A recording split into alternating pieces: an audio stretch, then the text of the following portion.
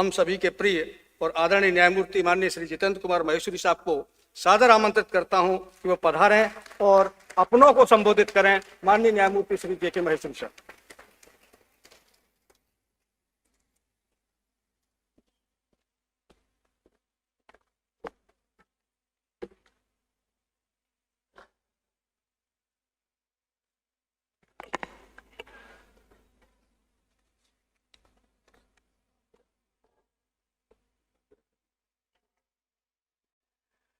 बार की तरफ से माननीय न्यायमूर्ति साहब से आग्रह है कि हम लोग आपका उद्बोधन हिंदी में सुनना चाहते हैं। मुझे उम्मीद है कि आप बार को निराश नहीं करेंगे।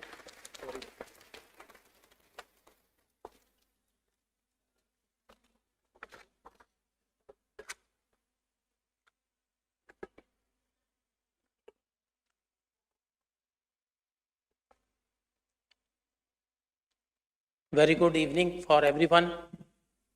Honorable Justice A.M. Khanvilkar Sahab, Judge Supreme Court of India, Honorable the Chief Justice of the State of Madhya Pradesh, Justice Ravi Melimat, Justice Seal Nagu, Justice Arya, Honorable judges present here,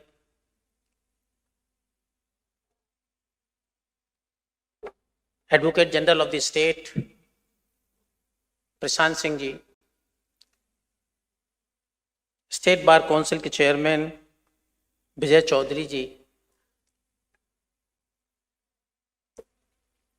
when कोई भी उनकी तरफ देखता है तो बड़ी मुस्कुराहट उनके चेहरे पर आ जाती है। मध्य प्रदेश हाई कोर्ट के चेयरमैन अध्यक्ष श्री रघुवंशी जी, अवस्थी जी, इस सभागार में उपस्थित बेटर हाफ ऑफ द जजेस, senior advocates,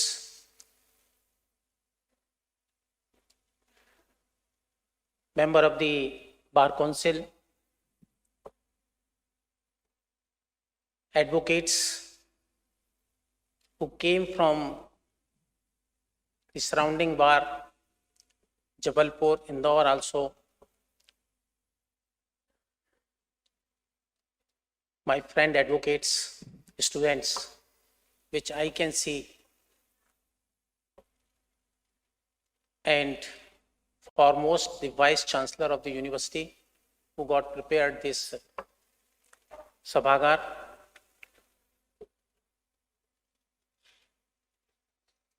all the legit gentlemen, print and media persons. Awasthi ji बड़े विचलित थे कि कहीं मैं इंग्लिश में तो नहीं बोलूं।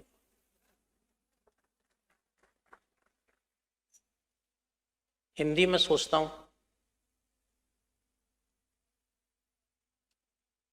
सोच रहा था हिंदी में बोलूं कि अंग्रेजी में बोलूं।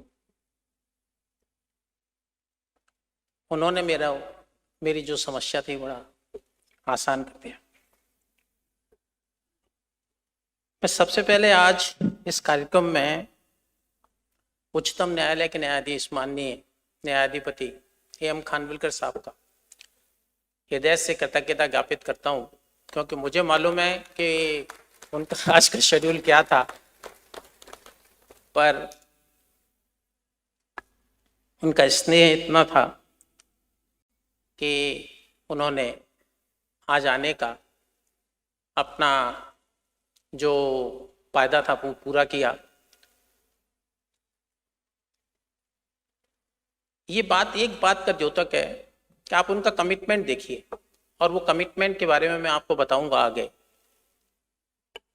कई बातें आपके सामने आ चुकी हैं, e court project, listing pattern change, virtual hearing, ये सब खानविलकर साहब की ही देन है इस मध्य प्रदेश हाई कोर्ट को। तो मैंने उनसे जो कमिटमेंट है वो सीखा। जब उन्होंने मुझे सबसे पहले बुलाया तो मुझसे कहा कि आई वांट, मैं तुमसे कुछ चाहता हूं हाई कोर्ट के लिए। और उन्होंने मुझे एडमिनिस्ट्रेटिव साइड के वर्क असाइन करना शुरू किए।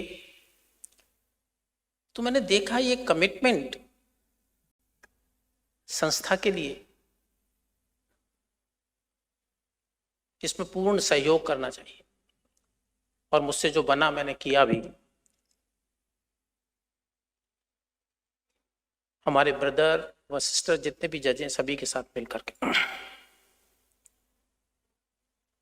दूसरी कृतज्ञता, मैं यहाँ पर उपस्थित जो मेरे फॉर्मर जजेज हैं, जस्टिस आर बी दीक्षित साहब, जस्टिस अखिल श्रीवास्तव साहब बैठे हैं, जस्टिस राकेश सक्सेना साहब जिनके साथ मैंने काम भी किया है, दोनों के साथ एज ए एडवोकेट और एज ए जज, justice Paliwal and justice Dubey, कि उन्होंने आज आकर के मुझे आशीर्वाद स्वरूप अपना संबल प्रदान किया।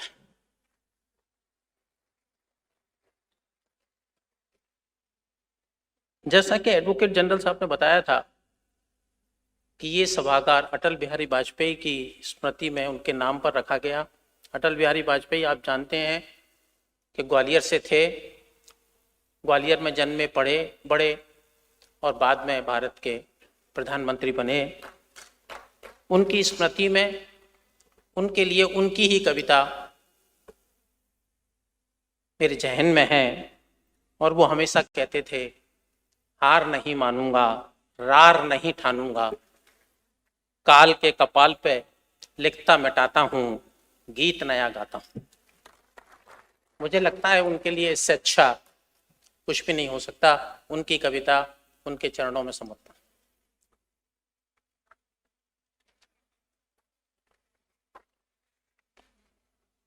इस कार्यक्रम में मुझे उद्बोधन के लिए बुलाना या मैं बोलूं, ऐसी दृष्टता मैं शायद नहीं कर सकता।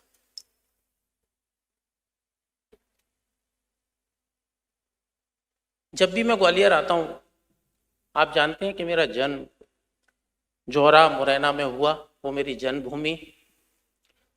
एज ए वकालत के रूप में ग्वालियर मेरी कर्मभूमि रही, और इस कर्मभूमि में जहां मेरे सब सीनियर एडवोकेट्स बैठे हों, मैं उद्बोधन करूं, ये मुझे धृष्टता है। लेकिन मैं एक बात जरूर कर सकता हूं कि जब मैं आज अपनों के बीच में अपनों के द्वारा दिए गए अपनत्व की बात करता हूं, तो मुझे मेरे बिताए हुए क्षणों को जरूर याद करना चाहिए, और उन क्षणों को याद करते समय जो मेरे अनुभव हैं वो मैं आपके साथ शेयर कर सकता हूं। तो बजाय कि मैं कुछ उद्बोधन दूं, मैं अपने कुछ अनुभवों को आपके साथ बांटना चाहता हूं। मुझे दो अनुभव एक एडवोकेसी साइड के याद आते हैं, एक एडवोकेसी साइड का और एक एज ए जज का। अनुभव तो बहुत है मेरे, पर जिनसे मुझे कुछ सीख मिली मैं वो शेयर करता हूं। आप सब लोग जानते हैं, यहाँ पर जस्टिस राजीव गुप्ता साहब पहले प्रैक्टिस करते थे। उनके पिताजी मिस्टर जेपी गुप्ता साहब सीनियर एडवोकेट थे। मेरी नई शुरुआत थी, एक क्रिमिनल का रिवीजन आया मेरे पास। मुझे लगा कि इसमें मुझे किसी की हेल्प चाहिए, तो मैंने राजीव गुप्ता साहब से बात की, बड़े सहज थे। मैंने उनसे बात की, मैंने कहा सर ये फीस नहीं दे सकता, कम देगा। तो उन्होंने मुझसे कहा, जितेंद्र तू क्यों चिंता करते हो, मैं तुम्हारा केस सर्जन से करवा देता हूँ। सर्जन का मतलब जेपी गुप्ता साहब से। उस दिन मैंने ये सीखा कि केस तो ठीक है हो गया, लेकिन वकालत में आपका डिवोशन कितना चाहिए पक्षकार के लिए, और क्या आप उस स्टेज में आकर के उस पक्षकार को लीगली हेल्प करने की स्थिति में हैं। यदि नहीं है तो अपना आत्ममंथन जरूर करें और वो करने की कोशिश करें। दूसरा बेंच का है। यूजुअली मैं बेंच में कभी मैंने अगर बोल दिया तो वो रिकॉर्ड का पार्ट होगा, अन्यथा वो नहीं होगा। एक केस में मुझे मालूम याद नहीं आता, केस पेश हो गया, मैंने बहस की, जस्टिस मेनन की बेंच थी, उन्होंने सुन लिया, रख दिया। शाम को उन्होंने मुझे बुलाया और वो कन्विंस थे। शाम को उन्होंने मुझे बुलाया चैम्बर में और मुझे एक बात कही, जितेन, ये केस में मैंने रिकॉर्ड में मेरे पास ये आया है कि ये पहले पेश हो चुका है और विड्रॉ हो चुका है, और तुम्हारे ऑफिस से ये हो जाना मुझे लगा कि वास्तव में गलत है। और मैंने पक्षकार के साथ तो जो किया सो तो किया ही, लेकिन मैंने उसको कहा कि सर आप इसको विड्रॉ करिए मेरे इंस्ट्रक्शंस में, और I will take care of this. तो न्यायालय की गरिमा रखना प्रत्येक एडवोकेट का धर्म है, और यदि ऐसा आपसे कभी अनजाने में हो भी जावे तो उसको स्वीकार कर लेना चाहिए, ये मैं आपको बताना चाहता हूं।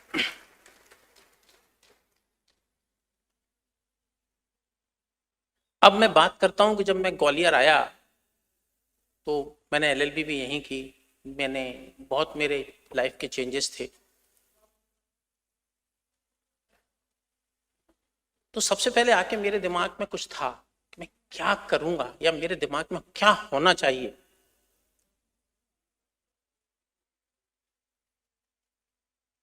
हरवंश राय बच्चन की उन्होंने एक अग्निपथ एक किताब लिखी थी, और अग्निपथ लिखा कब गया था? 1937 में, जब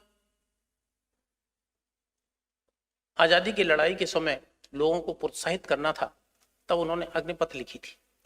और उस अग्निपथ में उसकी 3-4 पंक्तियां आपको पूरा जवाब दे देंगी हर चीज का।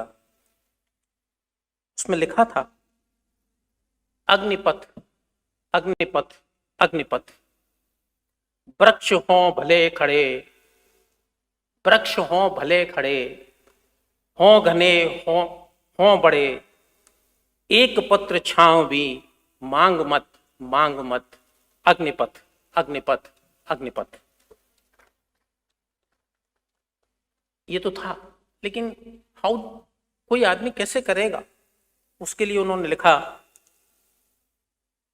तू न थकेगा कभी, तू न थकेगा कभी, तू न रुकेगा कभी, तू न मुड़ेगा कभी, कर शपथ कर शपथ कर शपथ, अग्निपथ अग्निपथ अग्निपथ। मैं अपने अभिभाषक बंधुओं को कोई सलाह नहीं दे सकता, क्योंकि वो खुद ही एडवाइज और ओपिनियन करते हैं। कुछ यहाँ पर मुझे दिख रहा है कुछ स्टूडेंट्स भी बैठे हैं और न्यू एडवोकेट्स बैठे हैं। उनसे मेरा रिक्वेस्ट है कि जब भी आपके दिमाग में वकालत करने का जज्बा आए, दिमाग में आपका विचार बने, तो आपके विचार क्या होना चाहिए और आपका प्रोत्साहन, आपको कमिटमेंट किस तरह का होना चाहिए, ये इस बात का द्योतक है।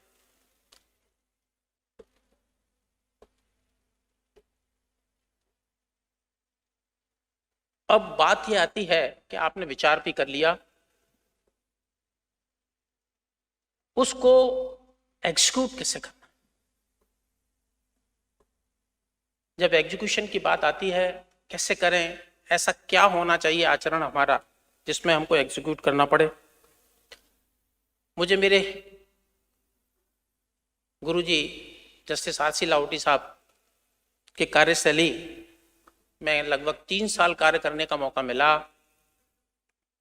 तो मैं देखता था कि वो सुबह 4:30 से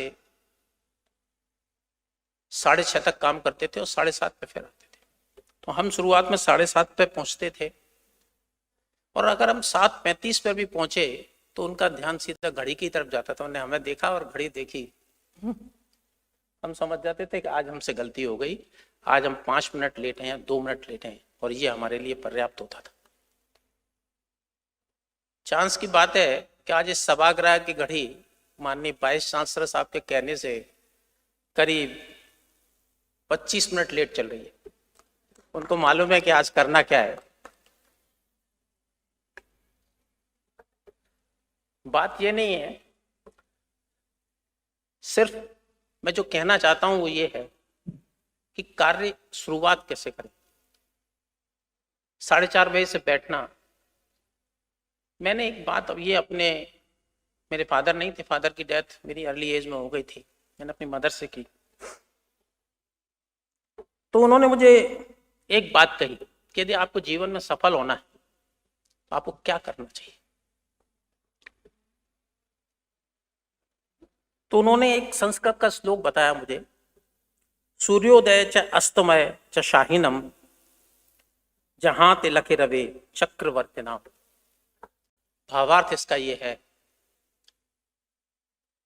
कि जो व्यक्ति सूर्योदय से पहले उठता है और काम करता है वही सफल होता है। यदि कोई चक्रवर्ती राजा भी सूर्योदय पर ना उठ करके और दिन में सोता रहे तो वो हर चीज लॉस्ट कर सकता है। मुझे एक कहानी याद आती है कि जब हनुमान जी ने सोचा कि मुझे ज्ञान की प्राप्ति कैसे हो, तो उनको कहा गया कि आपको ज्ञान की प्राप्ति सूर्य से हो सकती है। हनुमान जी सूर्य के पास गए। ये बाल समय की बात अलग है, ये बात की बात है ज्ञान प्राप्ति के समय। तो सूर्य के पास गए, उन्होंने सूर्य से निवेदन किया कि मुझे आपसे ज्ञान चाहिए। उनसे विनम्र अनुरोध किया तो उन्होंने कहा कि मैं ज्ञान कैसे दे सकता हूं, मैं तो खुद ही चलायमान हूं, मैं आपको कैसे ज्ञान दे पाऊंगा, मैं तो चलता ही रहता हूं। तो हनुमान जी ने उनसे एक बहुत बड़ी बात कही और यही सार है वकालत की शुरुआत का किसी जूनियर एडवोकेट या स्टूडेंट्स के लिए। और वो सार ये है, हनुमान जी ने उनसे कहा कि आप चलते रहिए और मैं उल्टा चल के आपसे ज्ञान लेता रहूंगा, लेकिन बतौर गुरु आप मुझे ज्ञान देते रहिए। अब जूनियर्स को अपने सीनियर से कैसे ज्ञान लेना है ये आप समझ लीजिए। मुझे लगता है शायद ये पर्याप्त है।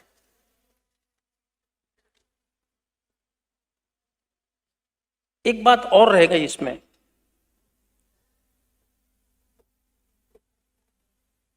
कि उसने प्रतिज्ञा कर ली, आना चाहता है, लेकिन उसे रास्ता नहीं मिलता। वो एडवोकेट जाए कहां, क्या करना चाहिए उसको। मधुशाला में उसके लिए बहुत अच्छा हरिवंश राय बच्चन ने लिखा है। मैं बजाय टाइम को थोड़ा कट शॉर्ट कर रहा हूं क्योंकि मुझे कुछ सीमा दिख रही है समय की। बड़ा अच्छा लिखा उन्होंने और उससे आपको पूरा उसका भावार्थ मिल जाएगा। उन्होंने लिखा कि मदिरालय जाने को घर से चलता है पीने वाला, मदिरालय जाने को घर से चलता है पीने वाला, किस पथ से जाऊं असमंजस में है वो भोला भाला। किस पथ से जाऊं असमंजस में है वो भोला भाला, अलग अलग पथ बतलाते सब, अलग अलग पथ बतलाते सब, पर मैं ये बतलाता हूं राह पकड़ तू एक चला चल, पा जाएगा मधुशाला। आपने यदि फैसला कर लिया है कि मुझे वकालत करने का, तो आप विनम्रता के साथ अपने कमिटमेंट के साथ मेहनत करिए, आप रास्ता तो खुद ही पालेंगे। आपने देखा होगा कि कई जगह लिखा होगा जिद करो दुनिया बदलो। कई मस्जिदों में लिखा रहता है कि भला करते रहो बड़े आदमी बन जाओगे। और मैं आज आप सबसे कहता हूं जिद करो विनम्रता के साथ अपने रास्ते पे चलते रहो, बड़े वकील अपने आप बन जाओगे।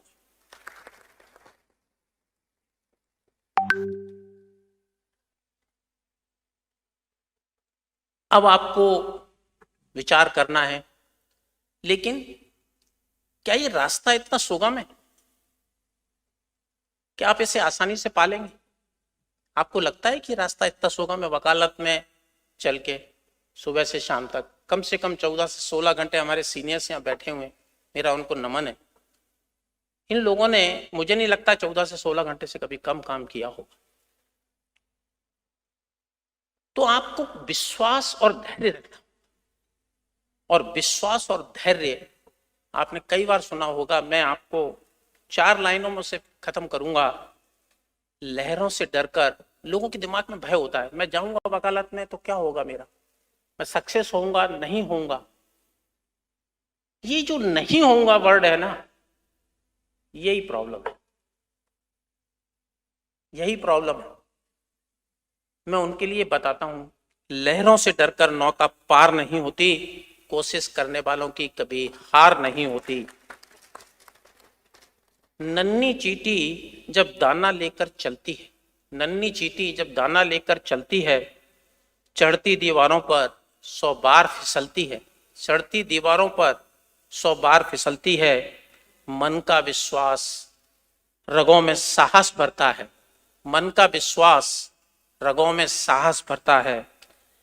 चढ़कर गिरना, गिरकर चढ़ना ना करता है। विश्वास जब हो तो चढ़कर गिरना, गिरकर चढ़ना ना करता है। आखिर उसकी मेहनत बेकार नहीं होती, कोशिश करने वालों की कभी हार नहीं। तो मित्रों, मेरी बस एक ही सलाह है, अग्निपथ का आप प्रोत्साहित हो जाइए। कमिटमेंट आपका कैसा हो आप सोच लीजिए, कार्य करने का तरीका आपको मिला है। और अंत में एक टीटी रंगराजन की एक किताब है जो हिंदी में है अप्रेषित पत्र और इंग्लिश में है अनपोस्टेड लेटर। उसमें 74 लेटर्स हैं और उसका पहला पत्र है, आज आपको उपहार में मिला है, आज आपको उपहार में मिला है। और आप उस पत्र को पढ़ेंगे तो आज का पर्पस क्या है, ऐसा उपहार क्यों, और इन उद्देश्यों के साथ यदि आप अपना काम करेंगे, जो मैंने किया है, जो मैं आपसे शेयर करना चाहता हूं, मुझे नहीं लगता कि आपको कहीं भी कोई असफलता दिखाई देगी।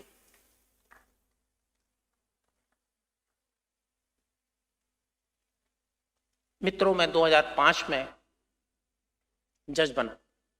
इससे पहले मुझे याद है कि मैं यहाँ पर एज ए सेक्रेटरी काम किया, मैंने बार काउंसिल में भी रहा। बार काउंसिल के मेरे मित्र सदस्यगण यहाँ उपस्थित हैं। जो मुझसे बना वो मैंने संस्था के लिए किया, उस समय भी ये लोग जानते हैं। जज बनने के बाद पुनः एक ही ध्येय था कि कितना काम कर सकता हूं संस्था के लिए। एडमिनिस्ट्रेटिव जिम्मेदारियां मिलने के बाद सोच एक ही था कि मैं अपनी सीमाओं के पार जाके भी मैं संस्था की कितनी भलाई कर सकता हूं, और यही उद्देश्य मेरे दिल और दिमाग और जहन में रहा। ये सही है कि मैंने अपने सोशल रिलेशंस को मेंटेन किया, लेकिन मैंने 2 चीजों का बहुत ध्यान रखा, और वो ये था कि जब मैं जज हूं तो मैं सिर्फ केस की बात सुनता था, केस के तथ्यों को देखता था, और उसके बाद मैं एक आम आदमी की भूमिका निभाता था। और उसके बाद मैं आज यहां तक पहुंचा।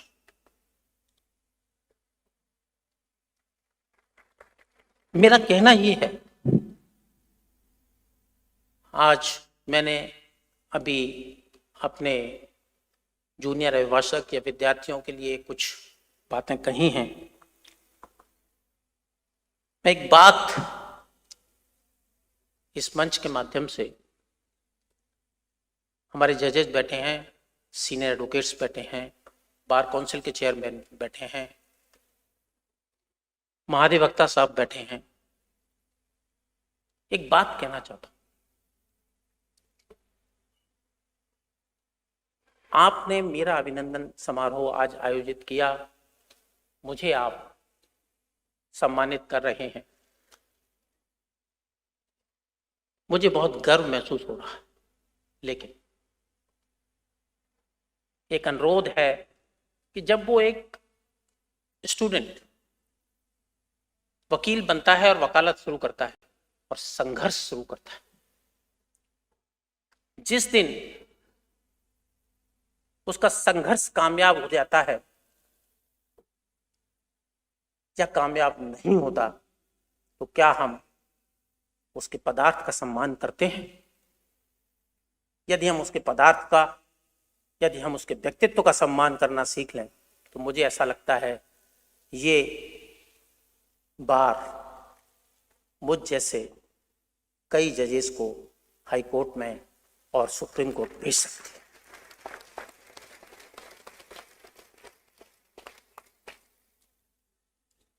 साथ ही एक संबल मेरे जूनियर एडवोकेट्स के लिए निदा फाजली की 2 लाइनें हैं। तना बैठकर कब देखें हाथों की लकीर, उठें, बढ़ें, बदलें, आओ खुद की ये तकदीर। मित्रों, मेरा आपसे अनुरोध है, आज हमारे साथ प्रोफेसर, वाइस चांसलर सब बैठे, आप विद्यार्थी जीवन से ही ये बातें अपने जहन में रखिए। विद्यार्थी जीवन, विद्या अध्ययन की 4 स्टेप होते हैं और वो चारों स्टेप वकालत में मिलते हैं। पहला रीडिंग, दूसरा राइटिंग, तीसरा डिस्कशन और चौथा थिंकिंग। यदि 4 स्टेप्स में आप कुछ भी करते हैं तो मैं आपको बता सकता हूं आप खुद की तकदीर चेंज कर रहे हैं। और ये कमिटमेंट आज आप अपने आप से करिए। आज इस सभागृह मैं कुछ और आपसे शेयर करना चाहता था, पर अंत में मैं कुछ पंक्तियों के माध्यम से मैं अपने आप की भी अभिव्यक्ति आपके सामने रखना चाहता हूं कि मैं क्या था, क्या हूं और क्या सोचता हूं, क्या रखता हूं आप सबके लिए। उस पंक्तियों के माध्यम से कह के मैं अपनी वाणी को विराम दूंगा। और वो हरवंश राय की बच्चन की कविता है, बहुत ही मुझे अच्छी लगती है और मैं हमेशा उसको अख्तियार करता हूं। ख्वाहिश नहीं मुझे मशहूर होने की, आप मुझे पहचानते हो इतना ही काफी है। ख्वाहिश नहीं मुझे मशहूर होने की, आप मुझे पहचानते हो इतना ही काफी है। अच्छे ने अच्छा और बुरे ने बुरा जाना मुझे, क्योंकि जिसकी जितनी जरूरत थी उसने उतना ही पहचाना मुझे। क्योंकि जिसकी जितनी जरूरत थी उसने उतना ही पहचाना मुझे। जिंदगी का फलसफा भी बड़ा अजीब है, इसमें पूरी कहानी है लाइफ की। जिंदगी का फलसफा भी बड़ा अजीब है, शामें कटती नहीं और रात गुजरती चली जा रही है। एक अजीब सी दौड़ है जिंदगी, एक अजीब सी दौड़ है जिंदगी। जीत जाओ तो कई अपने पीछे छूट जाते हैं और हार जाओ तो कई अपने ही पीछा छोड़ा जाते हैं।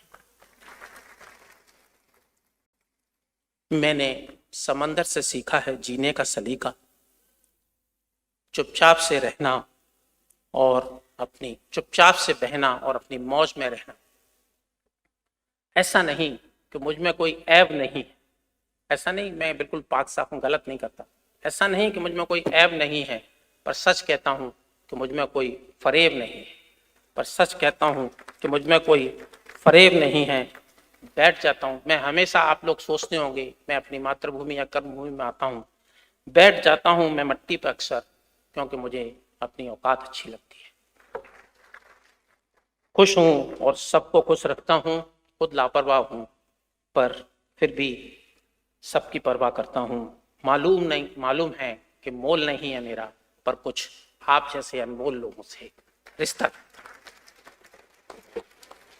धन्यवाद, साधुवाद, जय हिंद, जय भारत।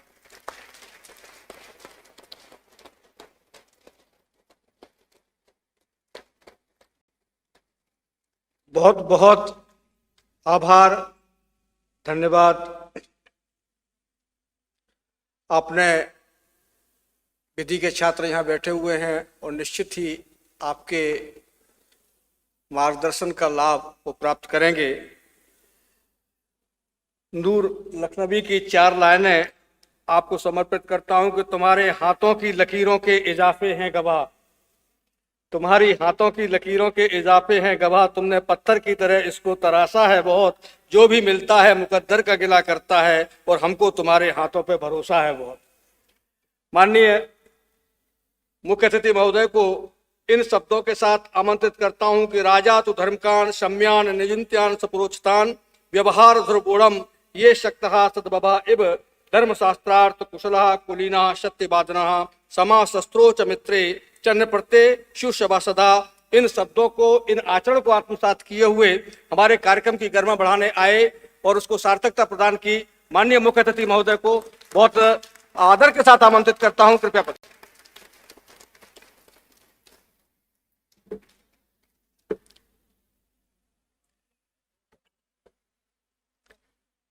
सबसे तो पहले मैं आप लोगों की माफ़ी चाहता हूं कि मेरे वजह से कार्यक्रम देरी से शुरू हुआ। वो घड़ी तो ठीक अपनी जगह है, महेश्वरी साहब ने याद कराया था, वो शायद हमारे लिए करी थी शायद। My esteemed brother Justice J.K. Maheshwari, for whom all of us have assembled here today, Chief Justice Ravi Malimat, Justice Ravi Malimat, Justice Nagu, Justice Arya, other esteemed brother and sister judges assembled here, and their spouses, respective spouses, all the judicial officers, former judges who have come here to bless Justice J.K. Maheshwari, all the judicial officers of State of Madhya Pradesh, Mr. Prashant Singh, Advocate General of Madhya Pradesh, Dr. Vijay Chaudhary, Chairman, State Bar Council of Madhya Pradesh, and other office bearers of the Bar Council, Mr. MPS Raghuvanshi, President, High Court Bar Association, Gwalior, and other office bearers, Shri Dilip Awasthi, Secretary, High Court Bar Association, Gwalior, senior advocates and other office bearers of the Bar Associations from Jabalpur,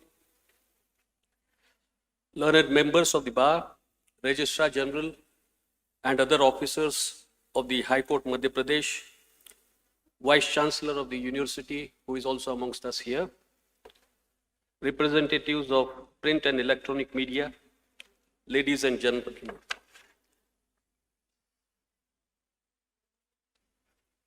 यहाँ पर आने के लिए मुझे आमंत्रित करने आए थे मिस्टर रघुवंशी, तो उन्होंने कहा आपको हम ग्वालियर बुलाना चाहते हैं।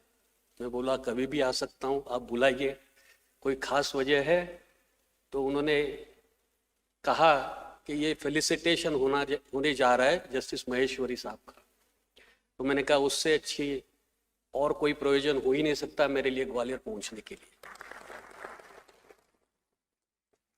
काफ़ी समय के बाद मैं यहाँ ग्वालियर आया हूँ और यहाँ आने पे मुझे बहुत खुशी हुई। यहाँ पर जो सैलाब उपस्थित है उसको देख के और ज़्यादा खुशी हुई कि महेश्वरी साहब के लिए कितने लोगों को प्यार मोहब्बत है। हालांकि मैं देख रहा था महेश्वरी साहब का भाषण खत्म हुआ तो कुछ लोग यहाँ से निकलने लगे। मैंने धीरे से चीफ जस्टिस साहब को बोला कि शायद मेरे से ज़्यादा तो उनको जल्दी है, ट्रेन मुझे पकड़नी है 7:45 पे। तो खैर एक जज जब डिवीजन बेंच में बैठते हैं तो एक जज फैसला सुनाता है, दूसरा जज उसको आई एग्री कहता है। तो फैसला तो सुना दिया महेश्वरी साहब ने, और भी जो स्पीकर्स बोले उन्होंने काफ़ी सारे चीज़ें महेश्वरी साहब के बारे में बोले, कुछ हमारे बारे में बोले, हम उसके लिए कृतज्ञ हैं।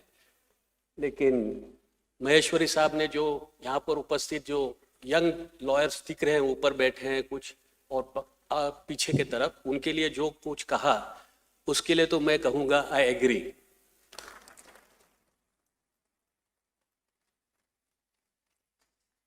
हालांकि कुछ देर पहले तक मुझे ये महसूस हो रहा था कि ये शाम कोई गज़ल, कोई शायरी और शेर की और कविता की हो रही है। मैं तो ये कुछ नहीं करूँगा आपके लिए, आपको ज़रूर 5 मिनट और लूँगा आपके, क्योंकि मुझे भी ट्रेन पकड़नी है उस वजह से।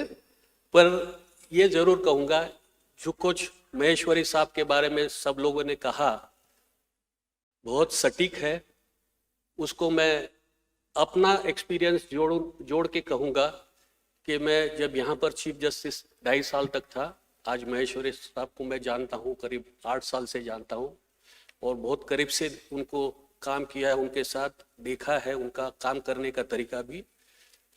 जो कुछ उनकी आस्था है इंस्टीट्यूशन के लिए वो अनपैरेलल है, वो बहुत ही अलग लेवल की उनकी कमिटमेंट है इंस्टीट्यूशन के लिए और लोगों के लिए। और जो हैव नॉट्स है, मतलब जो आर्थिक परिस्थिति जिनकी नहीं है, उनको मदद कैसे मिले, उनको न्याय जल्दी कैसे मिले, सस्ता न्याय कैसे मिले, इसके लिए उनका प्रयास हमेशा रहा है, मैंने देखा है। और मुझे बहुत, जब मैं चीफ जस्टिस रहा, उनको एडमिनिस्ट्रेटिव कमिटीज़ में जहाँ पर उनको जिम्मेवारी दी, उन्होंने बखूबी से बहुत ही अच्छे तरीके से निभाई और उनका काफ़ी अच्छा मुझे एसोसिएशन रहा।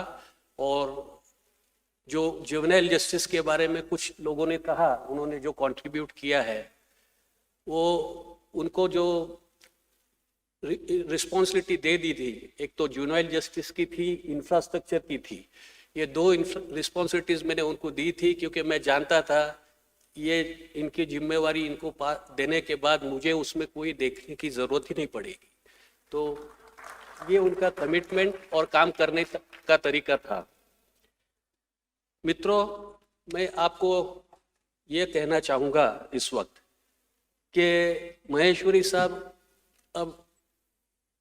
अब सिर्फ ग्वालियर के नहीं रहे, अब उनकी जिम्मेवारी बहुत बढ़ गई है और बड़े लेवल की जिम्मेवारी उनको दी गई है, जो पूरे देश के लिए उनकी जिम्मेवारी रहेगी।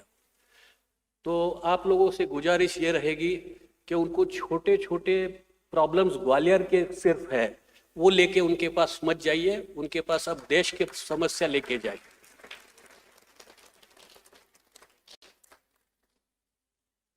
अब थोड़ी देर पहले ग्वालियर वाले बहुत गौरवान्वित महसूस कर रहे थे कि हमारे यहाँ से एक गया और आगे भी जाते रहेंगे, ऐसी उम्मीद भी जताई किसी ने।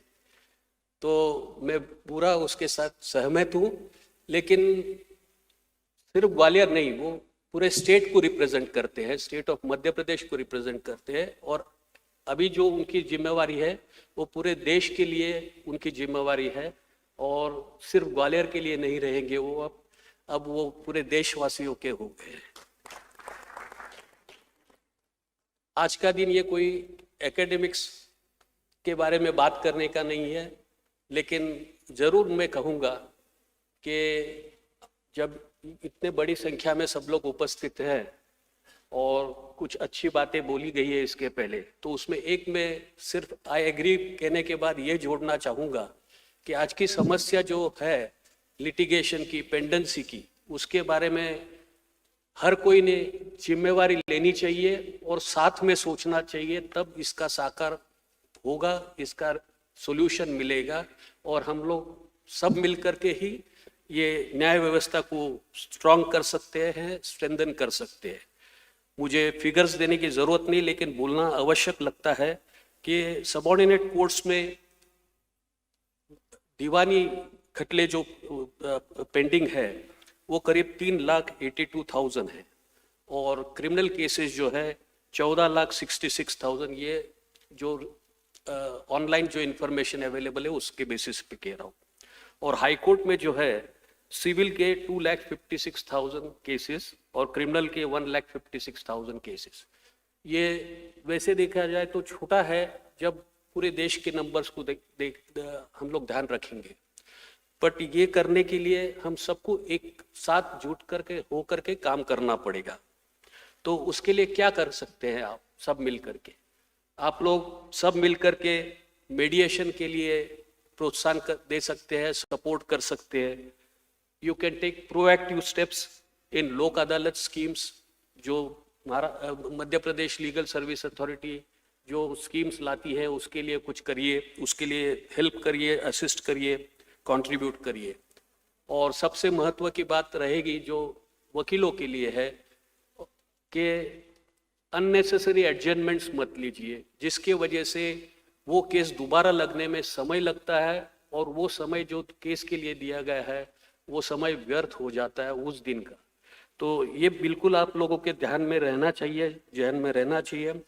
और एक मेरा सुझाव ये रहेगा कि बार को ये स्ट्रॉन्ग एंड वाइब्रेंट बार बननी चाहिए, जो कि जस्टिस डिलीवरी सिस्टम ये ठीक तरीके से एनफोर्स हो रही है कि नहीं पूरे स्टेट में, सिर्फ हाई कोर्ट्स में नहीं पूरे स्टेट में। इसके लिए बार को स्ट्रॉन्ग एंड वाइब्रेंट होना चाहिए।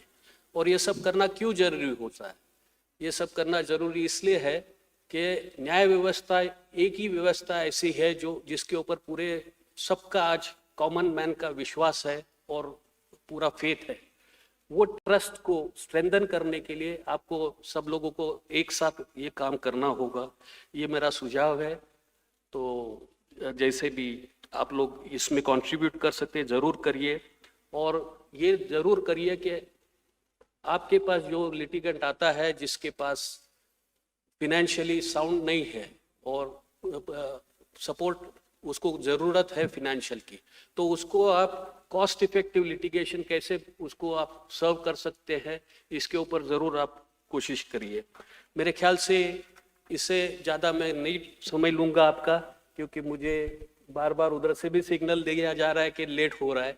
तो आप लोगों का मैं धन्यवाद अदा करता हूँ और किसी समय फिर आऊँगा आपके साथ कुछ और विशेष बातें करने के लिए। धन्यवाद।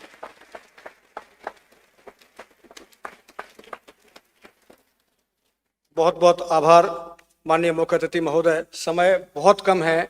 मैं अध्यक्ष महोदय से आग्रह करूंगा कि माननीय मुख्य अतिथि महोदय को स्मृति चिन्ह भेंट कर सम्मानित करें। श्रीमती संगीता शुक्ला जी से आग्रह है कि वो आए और माननीय मुख्य अतिथि महोदय को स्मृति चिन्ह भेंट करें।